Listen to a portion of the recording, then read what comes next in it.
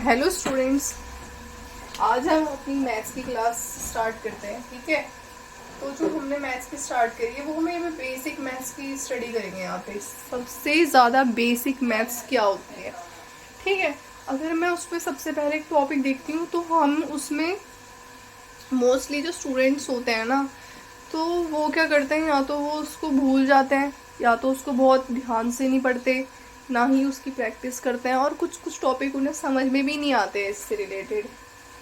तो मैं सोच रही हूँ कि आज मैं एक अपना नया टॉपिक स्टार्ट करती हूँ। मैथ्स का ही है, जैसे कि मैथ्स की तो ये हमारी क्लास 2 है। ठीक है, तो आपको इसको अच्छे से पढ़ना है। तो हम आज टॉपिक देख, मैं जैसे पढ़ाती हूँ, ठीक है, आई गिव कोचिंग। ठीक है, तो अपने स्टूडेंट्स को जब मैं पढ़ाती हूँ तो मेरे को लगता है कि इनको इसमें क्यों दिक्कत आ रही है इतनी। ऐसा तो कोई ये टॉपिक है नहीं जो इसमें इनको दिक्कत आए। तो इस क्वेरी को, उनकी इस प्रॉब्लम को रिमूव करने के लिए मैंने सोचा चलो, जब हम एक बच्चों को पढ़ा सकते, 10 बच्चों को पढ़ा सकते हो, 20 बच्चों को पढ़ा सकते हो, तो इस वीडियो के थ्रू ना उन बच्चों की बहुत हेल्प होगी जिनको समझ नहीं आती मैथ्स, जिनको थोड़ा टफ लगता है। कुछ लोग डरते हैं समझने से, कुछ लोग मैथ्स के एम से ही डर जाते हैं। ठीक है, और मैथ्स को वो इतना हार्ड बना देते हैं कि उनको लगता है कि यार ये तो बहुत हार्ड है। मेरा मानना ये है, अकॉर्डिंग टू मी, अगर जैसे आपने ये टॉपिक को स्टडी कर लिया तो इस टॉपिक को स्टडी करने से क्या होगा ना, आपकी जैसे इन क्वेश्चन को सॉल्व करने से क्या होगा, जैसे आपके कोई क्वेश्चन है, अगर आपको उनको सॉर्ट करना है, ठीक है, तो अब हायर क्लासेस में चलेगा तो मोस्टली क्या होता है ना, उन क्लासेस में इन टॉपिक्स को नहीं पढ़ाया जाता। ठीक है, तो सप्रेस कर देते हैं इन टॉपिक्स को बेसिकली वो, और पढ़ाएंगे भी तो आपको इतनी जल्दी पढ़ाएंगे कि आपको कुछ समझ में आएगा नहीं। जब तक आप खुद पढ़ोगे नहीं तो आपको समझ में आएगा नहीं। तो इसीलिए मैं इस टॉपिक पे एक वीडियो अपलोड करूँगी जो कि आप उसको ईजिली गो थ्रू कर सकते हो, और जिसको समझना है वो यहाँ पे समझ सकता है, क्योंकि हम यहाँ पर डिटेल में स्टडी करेंगे टॉपिक के बारे में। ठीक है, अब जो ये रूल है आपको इसको अपने दिमाग में ध्यान से बिठाना पड़ेगा, एक कॉपी में नोट करना पड़ेगा पेन से, और इसको रोज़ रिवाइज करना पड़ेगा डेली बेसिस पे, तभी आपको इसको समझ में आएगा। और जो मैं पढ़ा रही हूँ, आई एम होपिंग कि आपको और अच्छे से समझ में आ ही जाएगा। ठीक है, ऐसी मेरी क्लास नहीं जिसमें इसको समझ में ना आए। तो हम अपना टॉपिक पहले स्टार्ट करते हैं। इस टॉपिक में ना बड़े बच्चों को भी कभी कभी इतनी प्रॉब्लम आती है कि वो कोई हार्ड क्वेश्चन बना देते हैं, उसको होता नहीं है वो हार्ड, होता वो इजी है, बट क्या करते हैं उसको और हार्ड बनाने की कोशिश करते हैं, और जिस नंबर से कोई चीज़ डिवाइड हो रही है उस नंबर से ना करके डिवाइड उस अलग ही नंबर से डिवाइड करना स्टार्ट कर देते हैं, और उस जो बच्चा उस सॉल्यूशन को 1 मिनट में कर सकता है, it will take up to 4 to 5 minute, 10 minutes.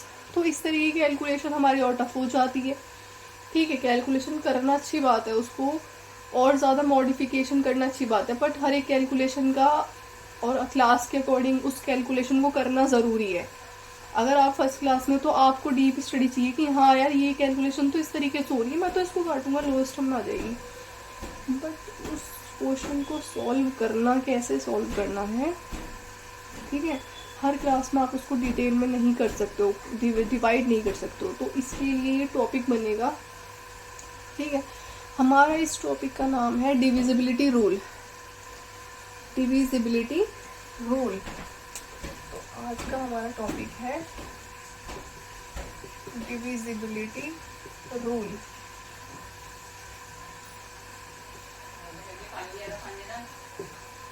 तो ये डिविजिबिलिटी रूल है वेरियस नंबर्स का, कि बहुत तरीके के नंबर्स जो होते हैं वो कैसे डिवाइड होते हैं। ठीक है, डिविजिबिलिटी रूल्स है ये। What is the divisibility rule of 2? तो डिविजिबिलिटी रूल क्या है 2 का, कि 2 से कौन कौन से नंबर्स हैं जो 2 से डिवाइड होते हैं। ठीक है, तो ये पता लगाने के लिए आपको इसका रूल समझ में आना चाहिए, और वो समझ में कैसा आएगा, जब आप मेरी क्लास के गो थ्रू होगे। ठीक है, आप मेरी क्लास जो मैं भी पढ़ा रही हूँ उसको ध्यान से सुनोगे तो आपको आइडिया लगेगा कि हाँ इस तरीके का रूल भी होता है। तो ऐसे नंबर, कौन से नंबर मतलब 2 से डिवाइड होते हैं, अगर आपको पता है तो आप कमेंट बॉक्स में आंसर कर सकते हो। वो नंबर, ठीक है, ऐसे नंबर जिनकी लास्ट की डिजिट, ठीक है, जिनकी लास्ट की डिजिट में 0, 2, 4, 6, 8 आता है। ठीक है, those numbers,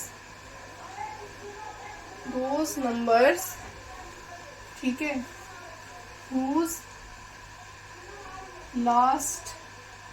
लास्ट या फिर यूनिट डिजिट, ठीक है, या फिर वंस डिजिट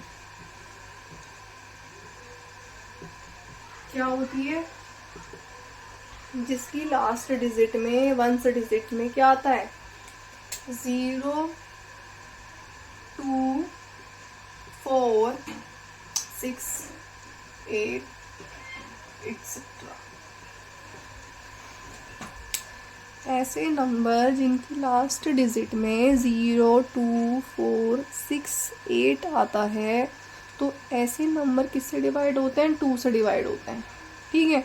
तो ये डिविजिबिलिटी रूल है 2 का। अब last digit, unit digit, ones digit कह सकते हैं हम उसको, ठीक है। अब लास्ट डिजिट क्या, कौन सी है ये, अगर मैंने एग्जांपल लिया, for example I am taking an example that is 4, 2, 3, 6, 8, ठीक है, ये कोई नंबर है,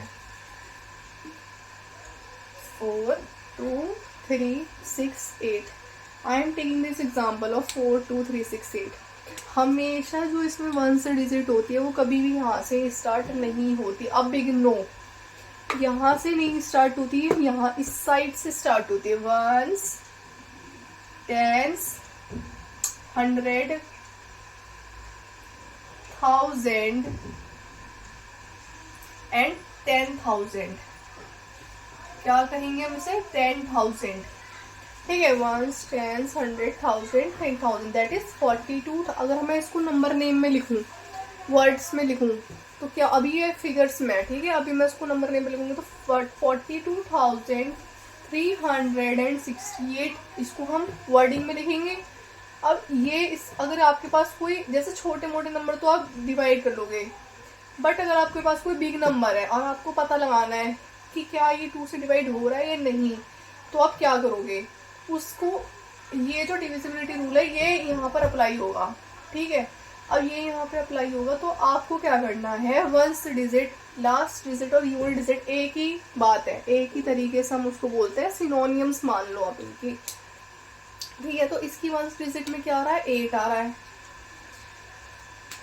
इसकी वंस डिजिट में 8 आ रहा है। तो क्या ये नंबर, ये वन डिजिट ही डिसाइड कर देगी कि क्या ये पूरा का पूरा नंबर 2 से डिवाइड होगा या नहीं। ये नंबर 2 से डिवाइड होगा। अब ये नंबर 2 से डिवाइड क्यों होगा, जो हमने, आप रूल पढ़ो, ठीक है, जो हमने रूल लिखा है कि यार ये जो 2 से डिवाइड होंगे वो नंबर होंगे जिनके लास्ट में 0, 2, 4, 6, 8 आएगा। अब ये जो बड़ा सा नंबर है इसके लास्ट में तो 8 आ रहा है, तो रूल के अकॉर्डिंग ये वाला नंबर जो है ये पूरे का पूरा 2 से डिवाइड होगा।